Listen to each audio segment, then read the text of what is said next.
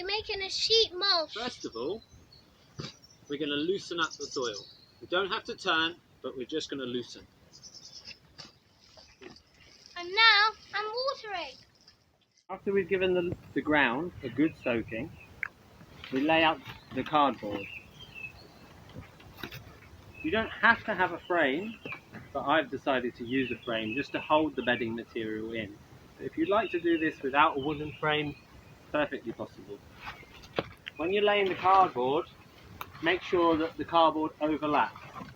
One layer thick is good, but 2 layer thick is better. Lay it all out,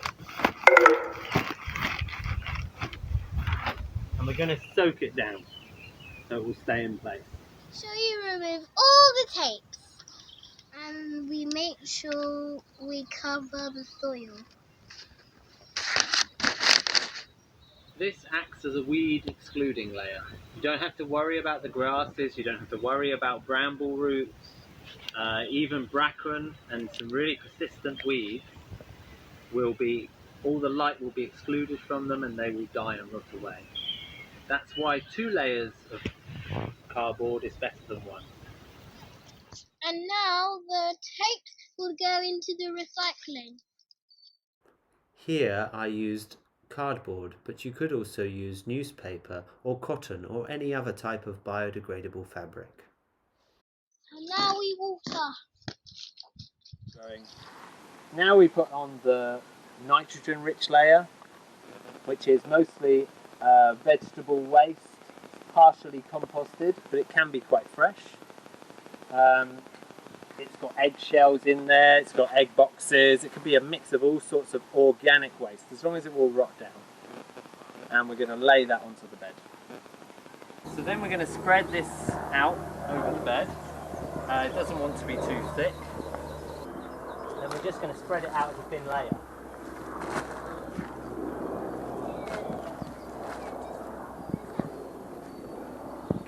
Bill Mollison puts it that the only fertility that should leave the farm should either be flying or crawling, meaning that no vegetable matter should leave your property. That's fertility leaving the property. It becomes unsustainable. Only meat or birds, poultry, should be the matter that leaves the farm. And even if it's not completely composted, we can use it in the sheet mulch. Here I have used 4 barrow loads of partially composted vegetative matter, bringing it to around 3 inches to 5 inches thick. You could also use animal manure for this layer. And now we water. Okay, so now we've watered that layer, we're going to be spreading out ideally straw, because the advantage with straw is you have no seed in it. There may be seeds in what we've just laid down, but they're only seeds of the vegetables that we eat because it's vegetable waste. I'm using very old hay from last year.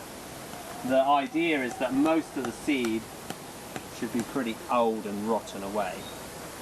And we just spread it out, loosen it up. If it's really compacted, try and loosen it up. And we're going to spread out over all of this. And then I'm going to show you how we can plant in it straight away. If there is any seed in there, and they do come up, they'll be very loose weeding. You just have to pull them off the top because they're not deep into the soil. And once you've weeded it once, you won't have to weed it again. Leave all those weeds on the path to dry out and die, and then place them back on. What we've got underneath might have some seed, but it's all vegetable waste. So the seed that we have in that underneath layer that is much more fresher seed are the seeds of what we want to eat anyway. So if they volunteer, and we get the odd tomato plant coming out or pumpkin, that's great for us. It's one plant we've not had to actually plant, and it's seeded itself. Now that we're laying this down, we want to make sure the last bits are to cover all of the layer before. So if you see any of the vegetable waste from beneath, you want to cover it up. Just like the last layer that we put in of the vegetable waste covered all the cardboard, we now with this layer want to be covering all the vegetable waste, all the compostable material. And this counts as our carbon rich layer. So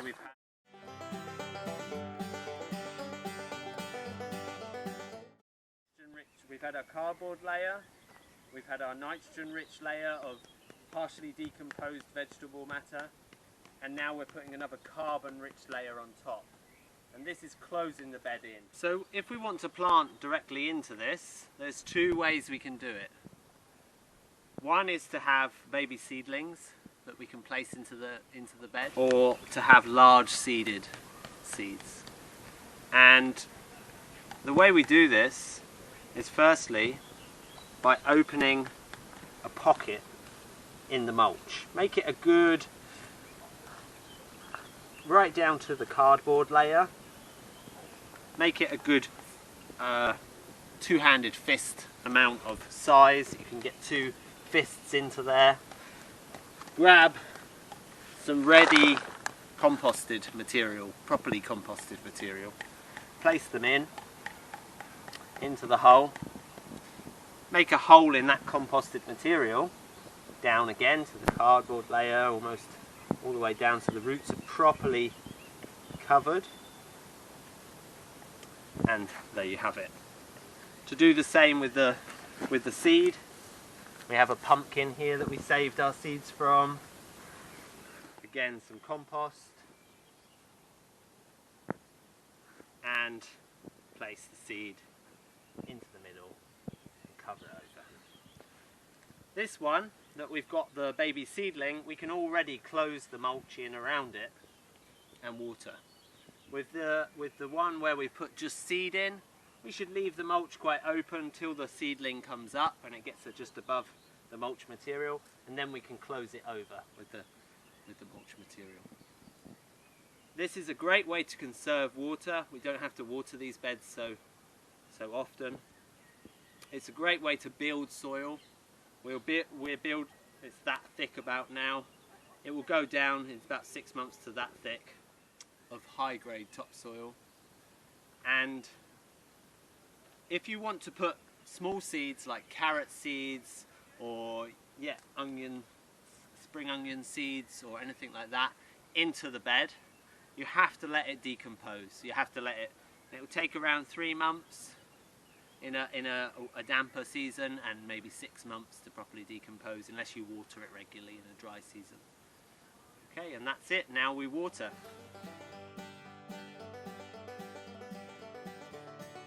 Now we water. What have we made here, Florence? We made a sheep mulch. Yes. Very good.